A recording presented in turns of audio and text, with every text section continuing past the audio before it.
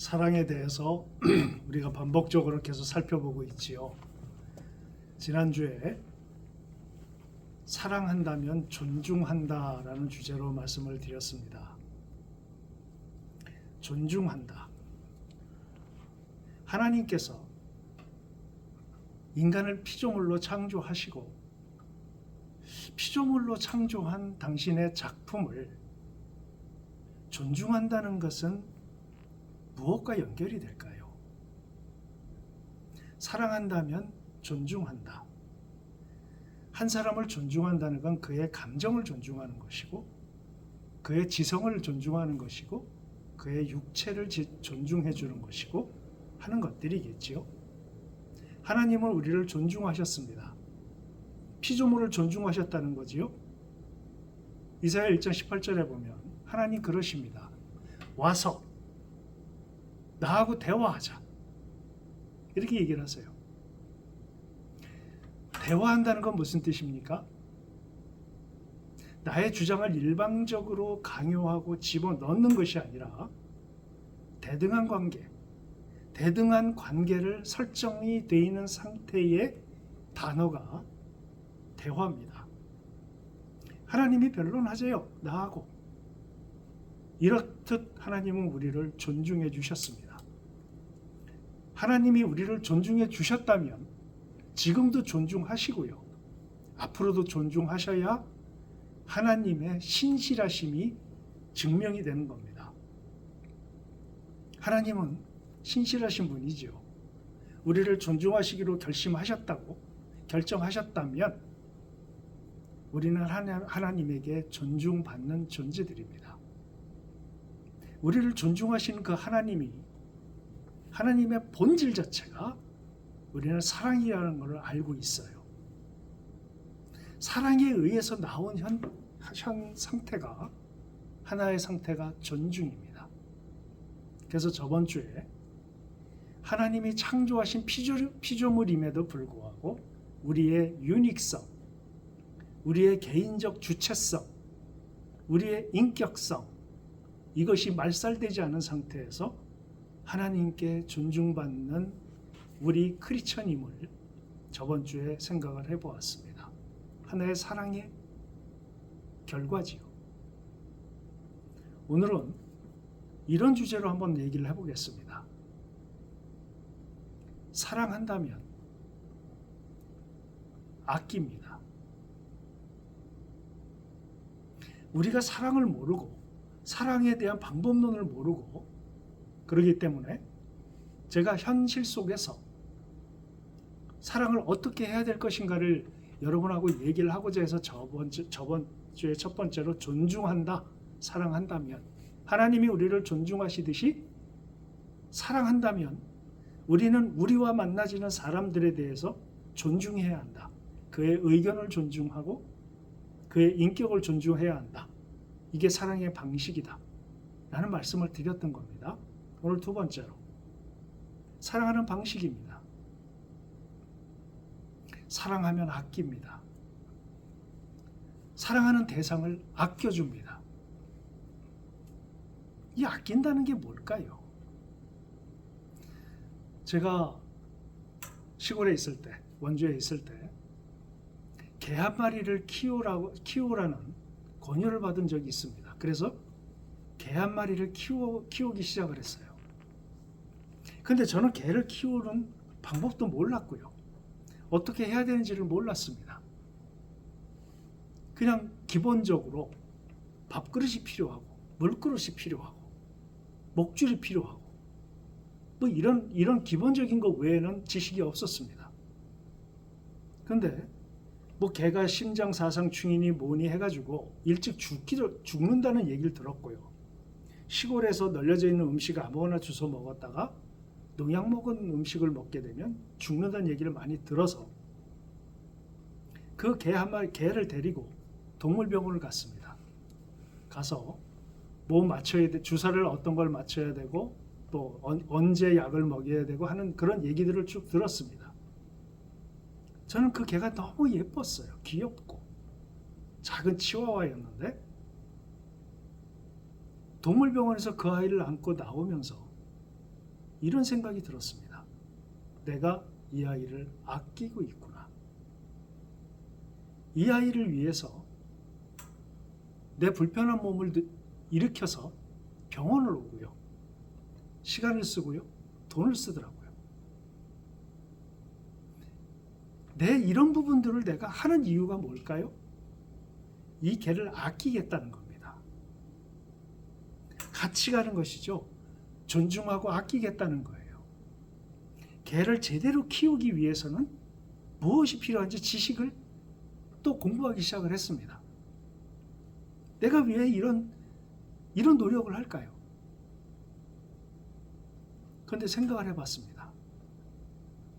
나는 사람을 사랑하기 위해서 이렇게 연구해 본 적이 있는가?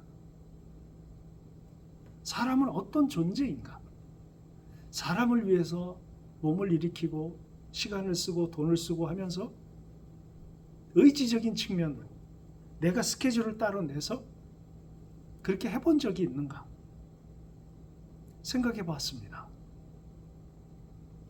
근데 그런 적이 있더라고요. 그게 뭐냐면 성경을 가리킬 때였습니다. 제자 양육을 하면서 제자들을 키울 때 그렇게 했어요. 그런데요, 내 마음 이 깊숙한 한 곳에서 가르치긴 했지만 사랑했는가? 난 아꼈는가? 정말 그 내 제자 한 명 한 명을 그의 감정, 그의 인격성, 그의 논리, 그런 부분들을 나는 존중해주고 아껴왔는가? 아꼈었는가? 그런 대상은 많지 않더라고요. 나는 의무적으로 성경을 가르쳤고 그것이 사역이라고 생각했고 기능적으로 대해왔다는 정말 회개를 하기 시작했습니다. 개 한 마리를 키우면서 생각이 든 거예요. 예뻐서 안고 싶고요. 옆에 두고 싶고요. 밖에 나갔다 들어오면 꼬리를 그렇게 흔듭니다.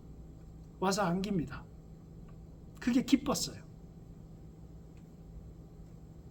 저는 아끼고 사랑했다고 생각을 합니다. 근데 이만큼 내가 아끼는 존재들이 누군가를 생각해 봤습니다. 내 시간을 들이고 내 물질을 들이고 내 의지적인 노력을 들여서 내가 아껴주는 대상이 누군가 생각을 해보니까 가족이 그렇더라고요. 나로 인해서 행복해지고 나로 인해서 인생의 목적을 찾고요. 나로 인해서 하나님을 제대로 알고 복음을 제대로 한 사람이 몇 명이나 될까? 우리 생각해 봐야 합니다. 제가 가족을 생각할 때에는 내가 아낀다고 생각을 했는데요. 과연 내 가족은 내가 정말 내 아빠가 내지는 남편이 나를 사랑했는가? 내가 사랑한다는 것을 절실히 마음 깊숙이 느끼면서 내 가족이 성장해 왔을까? 스스로 돌아보게 됩니다. 저는 태생적으로 저 스스로 생각할 때 감성적이지 못하고요. 전 굉장히 이기적인 사람입니다. 굉장히 힘들었을 거라는 생각이 들기 시작했어요. 내 가족임에도 불구하고 사랑이 나는 그렇게 어려웠습니다. 참 힘든 주제였어요. 에릭 프롬의 사랑의 기술이라는 책을 읽고 이해하기 시작하면서 전 사랑에 대해서 사랑이 기술이며 연습이며 노력이라는 사실을 알게 됐어요. 그래서 마음으로 존중하고 아끼지만 이것이 표현돼야 되고 구현돼야 되고 상대방이 그렇게 느껴야 한다는 사실을 그 책을 통해서 알았습니다. 추천 도서예요. 꼭 읽어보십시오. 누군가 나를 사랑했다고 하는데 내가 사랑을 못 느낀 사람들이 있습니다. 나를 사랑했대요. 근데 내가 사랑을 못 느껴요. 그 사람에게는. 왜 이럴까? 궁금했습니다. 저 스스로도 내가 사랑했는가? 상대방은 내가 이 목사로부터 사랑을 받는다고 생각을 하는데요. 근데 그들이 내 스스로 생각할 때 나는 사랑하는가 그들을 할 때 어떤 기준으로 생각할 것인가? 전 예수님에게서 그걸 봤습니다. 예수님께서 제자들을 데리고 다니시면서 또 이스라엘 백성들을 향해서 예수님이 하신 그 한 행동 하나하나가 예수님이 그들을 이스라엘 백성들을 제자들을 아끼신다는 것을 여러 번 우리가 성경을 통해서 볼 수 있습니다. 처지를 이해하는 것이죠. 아낀다면 처지를 이해합니다.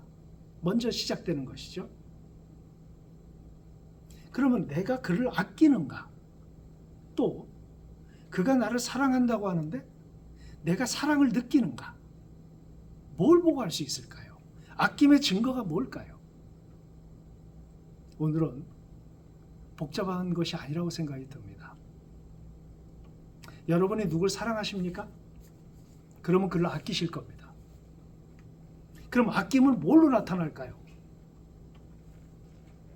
전 예수님에게서 그것을 찾았습니다. 우리가 예수님은 나를 사랑하십니다라고 고백하는 크리스천들 많습니다. 이유가 뭘까요? 2000년 전에 골고다 언덕에서 십자가에서 죽은 30대 초반의 그 젊은이가 나하고 무슨 상관이 있다고? 그분이 하나님이시며 이 땅에 왕으로 오신 하나님을 대신하신 왕이시고 나의 구세주라고 왜 사람들을 믿고 예수님은 나를 사랑하십니다라고 왜 고백을 할까요? 여러분 그 생각 해보셨습니까? 예수님은 우리를 아끼셨어요. 뭘 보고 할 수 있어요? 여러분 아끼면은 반드시 이게 수반돼야 합니다. 이게 뭐냐면 바로 희생입니다. 희생이 수반되지 않은 아낌은 상대로 하여금 또 나로 하여금 내가 진심으로 사랑하고 있다고 나 스스로도 못 느끼고요. 알 수도 없고요. 상대방 역시 사랑으로 느껴지지 않습니다. 예수님께서 나를 사랑하신다는 것을 우리가 왜 예수님이 나를 사랑한다고 얘기할까요? 그것은 예수 그리스도의 희생 때문입니다. 나를 향하신 그분의 사랑이 진짜라는 것이 바로 그분의 희생을 통해서 우리는 알 수 있는 겁니다. 그래서 생각을 해봤습니다. 내가 그분은 나를 참 사랑했어 라고 생각되는 여러분이 계세요. 근데 공통점이 있습니다. 내가 그분들이 나를 사랑했다라고 하는 걸 내가 사랑으로 느끼고 받아들이고 참 감사해하는 그 공통점이 있었습니다. 그분들은 나에게 적어도 돈을 희생하셨거나 관심을 희생하셨거나 시간을 희생하셨거나 그런 분들이었습니다. 말로는 사랑한다고 하지만 희생이 없다면 나 스스로도 진정으로 사랑한다고 인식을 못하고 상대방도 그렇게 못 느낍니다. 가끔 우리가 TV에 드라마 같은 걸 보면은요, 무슨 대기업의 총수의 아들들이 문제를 많이 일으킵니다. 그러면 그 총수의 부모가 그 자녀에게 얘기를 합니다. 내가 너를 얼마나 사랑하는데라고 얘기를 해요. 근데 가만히 보면은요, 어느 날 그 드라마를 볼 때 이렇게 얘기하는 그 드라마가 있었어요. 내가 이마가 까졌을 때 나에게 반창고를 붙여준 사람은 유모였어요. 라고 얘기를 해요. 엄마가 아니었어요. 라고 얘기를 해요. 내가 길 가다 넘어져서 무릎이 깨졌을 때 약 발라주고 반창고를 붙여준 사람은 유모였지 엄마가 아니었어요. 엄마는 날 사랑한 게 아니었어요. 라고 얘기를 해요. 왜 그럴까요? 부모가 자녀를 사랑하지 않는 부모가 어디 있습니까? 근데 자녀가 사랑을 못 느껴요. 왜 그럴까요? 그 기업 총수의 부부는 그들의 시간과 노력이 희생된 게 아니라 그들의 돈이 희생을 한 거예요. 그러니까 자녀가 느낄 때 사랑이라고 못 느끼는 겁니다. 이런 그 불만을 얘기하는 남자들이, 아빠들이 있어요, 더러. 예전에 아빠 학교라는 것이 유행한 적이 있습니다, 교회에. 그래서 그쪽에 가서 강의를 하거나 설교를 할 때 아버지들하고 얘기를 많이 나눠봤어요. 그때 아버지들이 이렇게 얘기합니다. 내가 가족을 위해서 참 노력을 많이 하고 있다고 생각이 듭니다. 돈 벌기 위해서, 가르치기 위해서, 먹여 살리기 위해서. 근데 그것도 모르고 애들이 그런데요. 왜 안 놀아주냐고. 아마 이런 걸 느꼈던 많은 그 아빠들이 계시리라고 생각이 듭니다. 참 야속하죠, 그럴 때에는. 날 위해서 그런 게 아니잖아요. 가족을 위해서 그런 것이죠. 근데 우리 인간은 참 나약합니다. 눈으로 봐야 되고요. 느껴져야 돼요. 귀로 들려야 돼요. 그래야 마음속에서 사랑받고 있다는 인식을 하게 됩니다. 그래서 더 많은 진한 노력을 해야만 된다고 생각이 들었어요. 내가 자식을 안 아낍니까? 부모들이? 다 아끼죠. 그런데 그것이 표현되지 않으면 안 된다는 사실을 아주 평범한 가운데 많이 발견하게 됩니다. 상대방이 내가 저 사람은 나를 위해서 이것을 희생하고 있다. 그러면 사랑받고 있다고 느끼게 됩니다. 우리 예수님께 배웁시다. 예수님은 말씀만으로 하신 게 아니에요. 말씀을 막 설포하셨습니다. 근데 인근에 식당도 없고 아무것도 없어요. 들판에 남자 수만 5천 명이 있습니다. 그러면 10,000명 이상 되겠죠. 그러면 예수님이 이렇게 말씀하세요. 저들이 나와 함께 있어서 오랜 시간 나와 함께 있으면서 먹을 때 먹지 못했다. 저들이 배고플까 걱정이다라고 얘기를 하세요. 세밀하게 살피시는 거죠. 아끼시는 거죠. 그리고 먹이십니다. 참 안타깝다 하고 그냥 가신 게 아니었죠. 마음만으로 우리는 사랑했다고 생각하기가 쉬워요. 근데 우린 그렇게 되질 않습니다. 존중을 말씀드렸어요. 하나님께서는 하나님이심을 희생하셨습니다. 당신이 만든 인간을 동등한 카운터 파트너로 두고 나하고 토론하자. 나하고 얘기하자. 동등한 상태로 우리를 대해 주십니다. 존중하셨죠? 그러나 하나님의 권위, 왕이신 그분이 당신의 그 포지셔닝을 우리 앞에서 희생하신 겁니다. 인간을 위해서요. 그리고 당신의 아들을 보내셨어요. 인간을 위해서요. 우리는 이 사랑을 배워야 됩니다. 그래서 우리는 가까이 있는 사람들에게 내가 진심으로 사랑한다면 우리는 희생이 수반되어야 함을 배워야 합니다. 상대방이 희생하기를 원하는 사랑을 대부분 해왔어요. 저 사람은 이 정도 되니까 나한테 이래야 돼. 우린 이렇게 사랑을 받는 데 익숙합니다. 아주 전형적으로 부모가 갖고 있는 재산을 자녀들은 생각을 해요. 내가 몇째니까 얼마 받아야 돼. 받아야 돼라는 받는 쪽으로 익숙해집니다. 우리는 사랑이라고 하는 것을 주는 쪽보다는 받는 데에 너무 익숙해져 있고 사고의 중심도 받는 쪽으로 익숙해져 있어요. 어떻게 하면 사랑할까? 사랑의 방법론을 우리는 생각지 않습니다. 방향이 틀렸어요.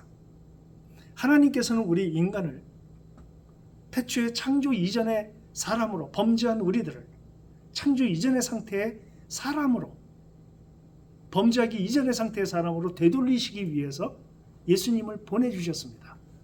그리고 끝없이 율법을 통해서 우리에게 가르치시고요. 우리의 죄를 구원하시기 위해서 예수 그리스도를 우리의 희생양으로 보내주셨어요. 하나님은 일관되게 희생하셨습니다. 일관되게 우리를 존중하시고요. 끊임없이 우리에게 무엇을 어떻게 해야 저들을 구원하실까를 생각하셨어요. 그리고 그 생각을 실행하셨습니다. 우리는 주는데 받는데 어느 쪽에 여러분이 익숙하다고 생각을 하십니까? 우리는 받는 데 익숙해져 있습니다. 내가 어떻게 해야 잘 받을까? 그에게 어떻게 줘야 할까? 그의 필요는 뭘까? 그를 위해서 내가 희생해야 될 게 뭐가 있을까? 이런 방향, 이쪽 방향성이 아니라 내가 어떻게 해야 잘 받을까? 이쪽에 익숙해져 있습니다. 우리 삶 구도 자체가 그래요. 희생은 어려운 겁니다. 희생은 어려운 거기 때문에 우리 스스로가 하기가 너무나 힘듭니다. 어떻게 해야 희생할 수 있을까요? 우리는 사랑을 배워야 합니다.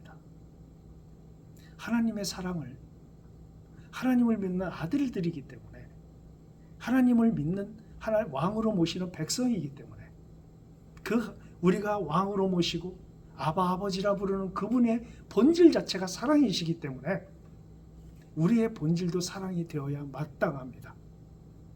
그러나 우리는 사랑하기에 너무 부족한 존재들이에요. 그래서 말씀하시죠. 내가 돕겠다고. 성령을 통해서 너희가 사랑할 수 있는 존재가 되게 해주시겠다고. 율법의 목적이 그거 아니었습니까? 너희는 할 수 없다. 이 율법을 지킬 수 없다. 그래서 내가 돕겠다. 성령님을 통해서. 너희는 그 성령을 통해서 방향을 같이 하고 그분의 마음과 그분의 행동과 그분의 여러 영역을 동의하고 그분의 그 방향성을, 그 지향점을 가지고 끝없이 그 지향점을 향해 가는 그런 포지셔닝만 가져가라. 이게 율법 아니에요? 그렇다 한다면 우리는 사랑에 대해서 하나님, 난 사랑을 정말 모릅니다. 하나님께서 사랑이시라고 하니까 힘써 하나님을 알고 그 사랑을 배울 수 있게 해주십시오. 제가 이렇게 말씀을 드렸던 기억이 납니다. 하나님의 시작은 사랑이셨고 우리의 시작은 야망과 욕망이라고 말씀드렸어요. 우리가 사는 이 민주주의, 자본주의 모두가요, 인간의 야망과 욕망을 허용하는 제도들입니다. 하나님이 끼기가 힘들어요. 거기에는 야망과 욕망을 다 인정하는 그런 상태에서 우리는 살고 있습니다. 그러니까 하나님이라고 하는 존재가 이 야망과 욕망 사이에 끼기가 힘든 거죠. 그러니까 다시 말씀드릴까요? 본질적 답이 아니라는 얘기입니다.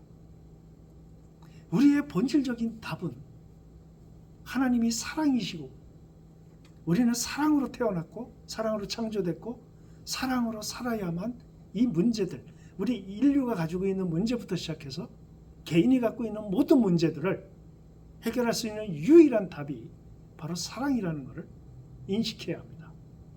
작게는 가정의 문제부터 나가서는 공동체의 문제까지, 그리고 나라의 문제까지 모든 기준이 사랑이어야 한다고 사랑의 첫 시간에 말씀을 드렸던 기억이 나요. 그 중에서 반복해서 여러분에게 말씀드립니다. 사랑하기를 원하시지요? 왜? 우리는 본질이 하나님으로부터 받은 하나님의 본질을 받은 하나님의 백성이고 자녀이기 때문에 우리는 사랑하기를 원합니다. 그러면 삶의 형태에서 여러분 두 가지 행동이 나와야 하고 표현이 구현돼야 되고 실현돼야 됩니다. 그게 존중입니다. 그가 어립니까? 이념이 다릅니까? 지역이 나하고 다릅니까? 내가 평소에 가지고 있던 첫인상 그런 부분에 있어서 낙인 찍혀진 사람입니까? 그가 동물이 아닌 이상 사람이라 한다면 우리는 그를 존중해야 합니다. 나이가 어리든 많든. 참 보면은 존중하지 않는 사람들이 너무 많아요. 배운 거 많다고 해서, 나이가 많다고 해서, 경험이 많다고 해서 나보다 못하다고 생각하는 사람들에게 그들을 존중하지 않는 문화가 있습니다. 우리에게는. 아닙니다. 이거. 우리 존중해야 돼요. 하나님의 가르치심입니다. 하나님이 나를 존중하시듯이 존중해야 합니다. 이게 표현되고 구현되고 실천되어야 합니다. 이게 사랑의 방법 중에 하나입니다. 오늘 말씀드리는 건 아끼며 주는 겁니다. 내가 누군가 사랑한다면 아껴주게 되고 그 아낌은 반드시 희생이 수반되어야 합니다. 그래서 제가 여러분에게 이렇게 말씀드립니다. 여러분이 누굴 사랑하십니까? 그럼 그에게 돈을 희생하십시오. 그리고 그 시간을 희생하십시오. 그리고 여러분의 관심을 희생하세요. 그래야 상대가 그렇게 느낍니다. 우린 그렇게 연약한 존재들이에요. 나의 시간과 나의 물질과 나의 관심이 희생되지 않은 그 대상, 나도 사랑하고 있다고 절절한 사랑의 마음을 갖기가 힘들고요. 그도 그렇게 느껴지지 않습니다. 이게 인간이에요. 그래서 예수님은 아셨어요. 당신의 목숨을 희생하셨습니다. 여기서 배워야죠, 우리가. 사랑할 줄을 모르고요. 사랑을 모르고요. 이론적으로 우리는 그런 존재들입니다. 그래서 성경을 통해서 우리는 하나하나 배워가야 합니다. 사랑을 실천하고 싶으시다고요? 그러면 작은 희생들로부터 시작하십시오. 상대는 그 희생을 통해서 내가 사랑받고 있다는 것을 인식하게 될 겁니다. 우리가 노력하지 않고 의지적으로 결심하지 않아도 자연스럽게 희생이 되는 대상들이 있어요. 그게 가족이죠. 근데 그것이 하나님을 믿는 사람들은 가족을 뛰어넘어서 고아와 과부, 사랑을 필요로 하는 사람들에게 내가 사랑한다는 마음을 갖는 것이 아니라, 마음뿐만이 아니라 그들을 위해서 희생의 일들이 나에게서 자꾸 실현될 때 이 사회의 크리스천들이 이렇게 무시당하지 않을 겁니다. 희생이 없는 교회, 지역사회나 과부와 고아들이나 정말 도움이 필요한 사람들에게 희생하지 않는 교회들로 가득하다면 그 교회가 사랑의 존재라는, 사랑을 가르치는 하나님의 백성들이고 자녀들이라고 인식이 되겠습니까? 안 됩니다. 다시 한번 말씀드릴게요. 희생하기를 원하십니까? 그러면 그를 위해서 시간과 돈을 쓰십시오. 그리고 여러분의 관심을 쓰세요. 이게 우리들입니다. 실천의 방법론을 앞으로도 계속해서 우리가 하나하나 찾아보겠습니다. 하나님께 배우는 겁니다. 수고들 하셨습니다.